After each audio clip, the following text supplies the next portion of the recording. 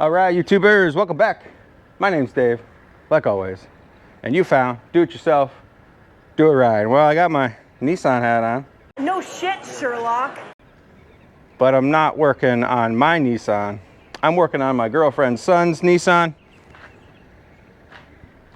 It's an Altima, and it needs brakes. So, let's get into it.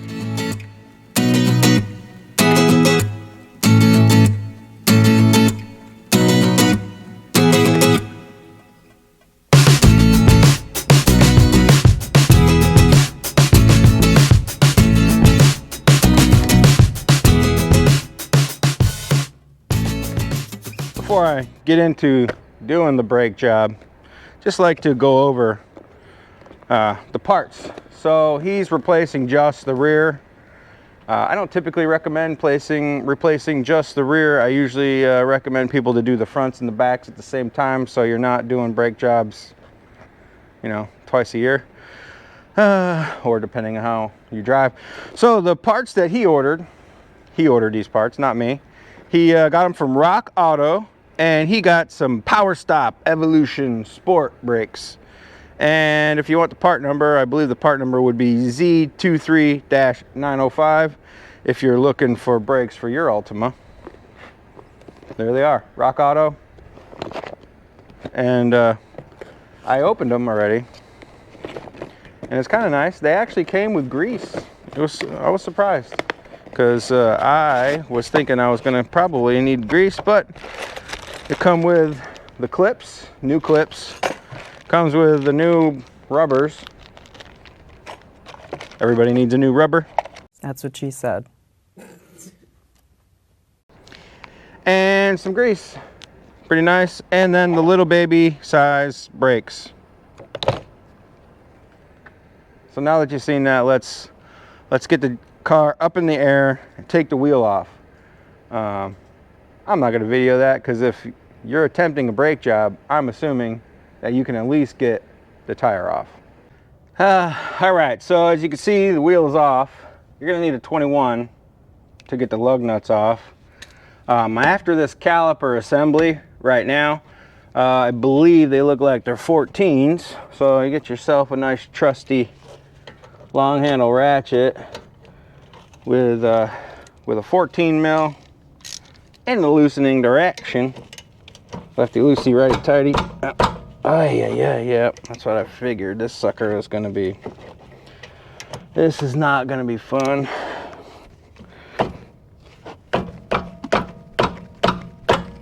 There we go. I should put grease on these bolts so they come off easier. I've actually wasn't that bad. Oh, okay. Spoke too soon. All right. That one is not happy. Let's try to go this way. Push down on it.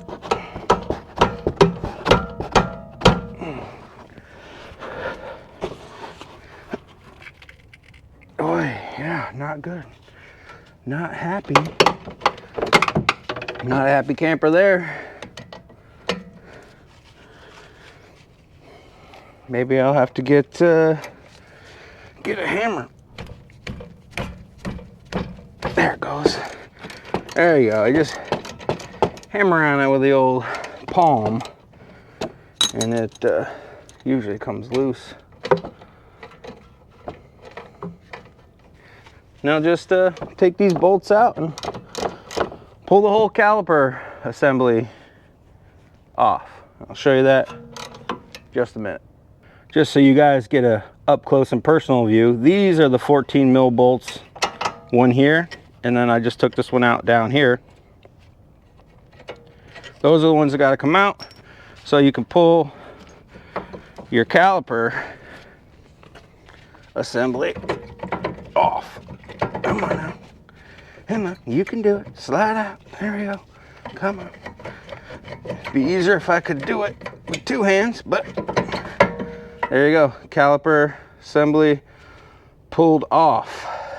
Now, I probably should go get a zip tie, just dump the rust out of there. Go get a zip tie and zip tie it up, because I don't like letting them dangle. Because we're gonna come back to that in a minute. We gotta push that caliper back in, but first we gotta get these brake pads off, and they just slide in and out. See that? He didn't have much left on this side. I think the other side is the really bad side. But yeah, they just slip out. He still had, oop, well, he was getting down low on that edge right there. You know, I think since these clips are in here and they're nice, I think I'm just gonna reuse those clips. So take note, I probably should have, when I pull these pads out, the squeaker, that guy right there, that little piece of metal that goes in, when the brakes start to wear out, you'll hear a squeaking noise. That's the squeaker. So the squeaker was on the inside, and I know that because it's worn down here first. The wheel rotates that way. So that's how I know the squeaker was on the inside, and then the other one was on the outside. And if you look, that is flat. There's no little nipples. So some of these, you gotta, in the box, they're not separate. They're not like a pair. They're all just jumbled together. God damn it. So this one has the new squeaker. It's gonna go on the inside, and this one's the flat one. It's gonna go on the outside. But before I do that, like I said, I'm gonna leave the metal, well, let's test fit it. Make sure it fits. Okay, it fits. I'm gonna leave these clips. I'm not gonna use those new clips because these are already in here and they're in there good. There's no sense of peeling those out. There's nothing wrong with them. They're not rusted. But I am gonna put grease around these edges here because that allows your brake pad to slide in and out, and they gotta slide in and out on that those metal clips. So I'm gonna go ahead and grab the grease that came with it and grease them up. I don't think this is gonna be enough. They probably should, they could have, you know, put a little bit more in there. I mean, this is not much at all. So I'm just gonna put a little dab here, a little dab there. I'm assuming this is just graphite grease. I have some, unfortunately, it's not here. It's still in New York because I'm still in the process of moving. I'm gonna put a little bit here, just a little bit. Just go nice and sparingly. Put the grease on the tabs, and then you just slide it in.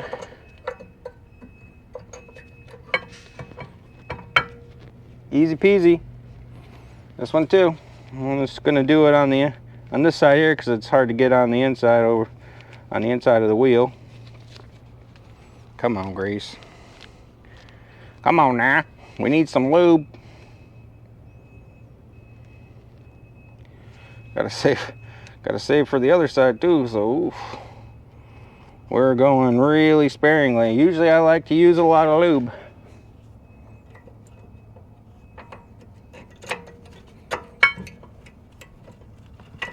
All right, sliding in there. Now I want to show you something, because this is where the problems with the brakes start. So when you're doing disc brakes, you have to have a mechanism, a tool, a process, you know, an idea of how to squish this caliper back in. See that piston right here? That piston's got to get squished back in because it won't go over these brand new brakes.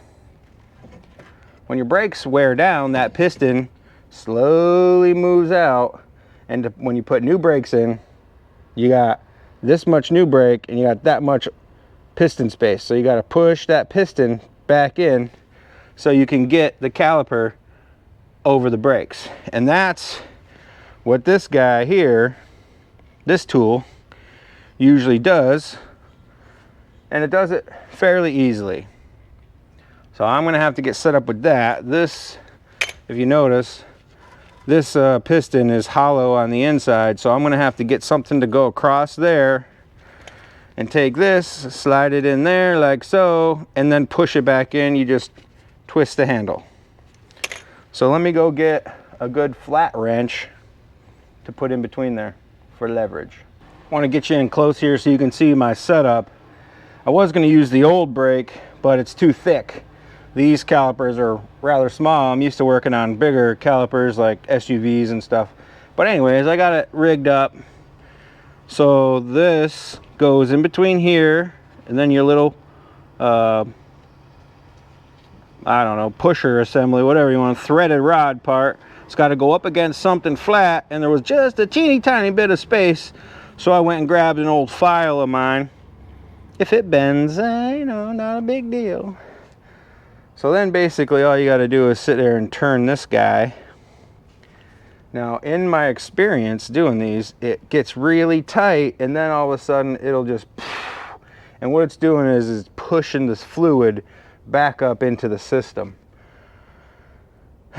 So let's, this is actually the part that is, you know, not fun. I just don't like this part for whatever reason. I don't like pushing fluid back up into the system, but that's, you know, that's what it does every time you hit the brake. So let's go ahead and do it. All right, 2 hands, hold this together, push it, turn it. Oh, okay. Well, this one's making me a liar. That's that's always fun. This one is just nicely turning in. No pressure spot, just turning in. And I usually turn it all the way in until it's flat, because you're gonna need all the space you can get with these new brakes. That's all the way in. Loosen it up, pull it apart, and I'll show you that piston is sunk all the way back in there. As you can see, it's nice and flat. I typically try and clean all this mess up, but unfortunately I ain't got the time this morning. He needs his car, and he needs it, you know, with a quickness. So I'm gonna grab the new rubbers that go on the bolts to the caliper, covers up the bolts, keeps them nice and greasy the way they are, and put them back together. I'm gonna slide this caliper over. Let's make sure she fits before I start worrying about all the rest of the stuff. All right, so one-handed. Oh, look at that, slides right over top of both of them. There you go, back together. Oh, don't put your hand underneath the wheel. That's a no-no.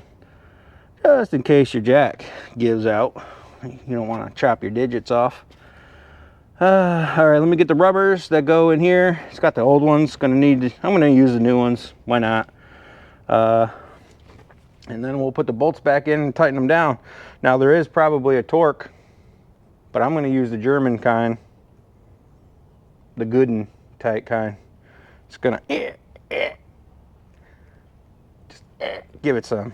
So let's do that. Just to kind of go over everything.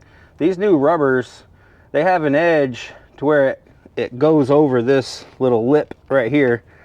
So you got to figure out, it's going to be that fat edge. It's going to go over and it's going to clip on. Let's take this caliper back off so I can get them on there easily. Just take it, push it over, and it'll catch over that ridge. Might have to stretch it a little bit. There it goes. It's in where it's supposed to be. All these are doing is these are keeping moisture and dirt and grime out of the bolt, so the bolt will come out easy for the next guy, and the bolt doesn't get all rusty. Somebody put a lot of grease on these bolts. Good job, whoever did it last. All right, so again, caliper back on. Don't destroy the rubber. Oh, just pop that one off. I knew that was gonna happen. Let's put the rubber back on. You don't want your rubber falling off. Oh my God. Probably gonna have to, we're gonna squish this one. Squish the bottom one. This is where you wish you had a third hand. So you can squish the rubbers, hold the caliper, slide it over. There you go. Or at least a helping hand. All right, bolt goes back in. Just kind of line it up. Let's get the other one. Just rub some grease all over it again. Lined it up. There we go. You get both of them started before you tighten either of them down. You got to get both bolts started. You don't want to. I learned a long time ago, when you got a bunch of bolts, you got to start even one or two, more than one. Get them all started before you wrench them down. That's a pro tip. Put that one in the bank, because if you don't, you're not gonna line them up. That's car, aircraft, motorcycle, any kind of mechanic 101. Get all your bolts started first. I should say, before I tighten these down, that I did take this and rub it around and roll it around to make sure that the wheel bearing is not going bad. You always want to do a quick inspection around everything else. Like, see this, well, you can't see it, I can see it. The little mount where the brake line comes in. That looks like it's twisted. I might take these bolts back out. I'm glad I looked. The little mount is full of dirt, and if you leave that, guess what's gonna rust? That's right, that's gonna rust. So I didn't think I twisted the caliper, but I'm gonna pull it back off one more time, make sure that this line doesn't have a big twist in it. That was the bolt coming out, by the way. Yeah, there we go. It was definitely twisted. For sure, not good. Glad I saw that. Bolts back in.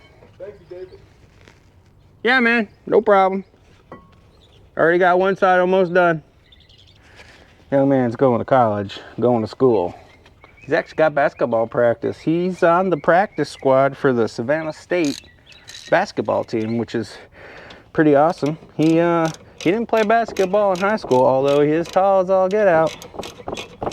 He didn't play in high school. He did play football, I think 2 years. But he wanted to try out for the basketball team, so he's on the practice squad. All right, that one's tight. I believe he's going to practice.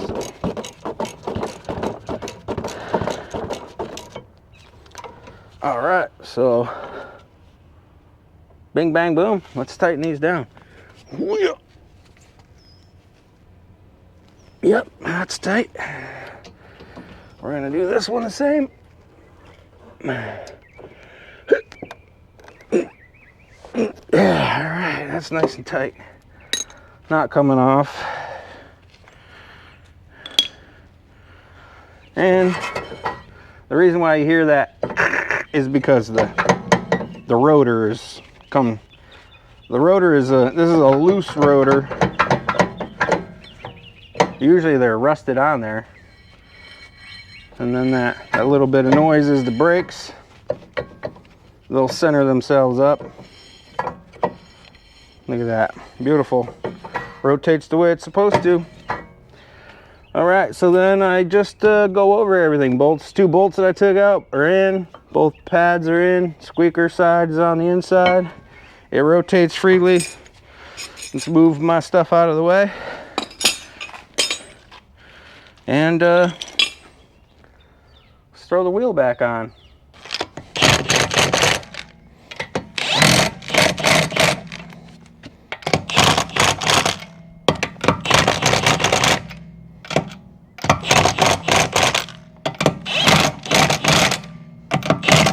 totally went out of order.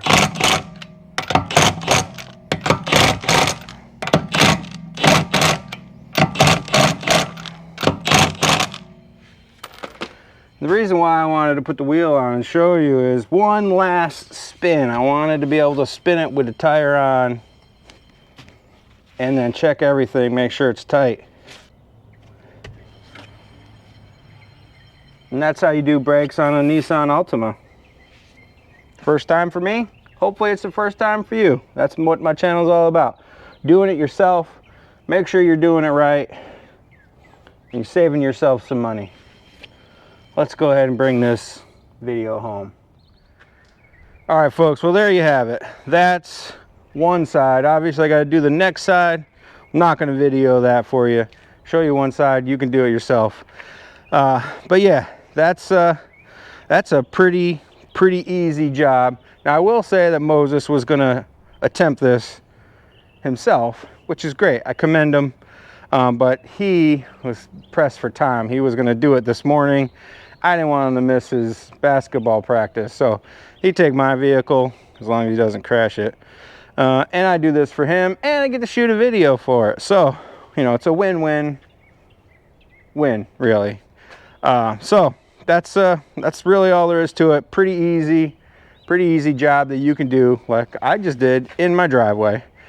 Save you some time, save you a lot of money. You know, you take your car to have a brake job done, it's going to be at least $200, $250, maybe even $300 now with Bidenomics. I don't know. I don't know because I do this stuff myself, and that's the reason for my channel. So if you like this stuff, like, tag, share, follow, subscribe, hit that notification bell, and like always, till next time, thanks a lot. Just took it for a test drive and thought, for those of you that are worried about torque specs, the lug nuts, 80 foot-pounds, the caliper bolts, 69 inch-pounds, for you guys that are worried about it.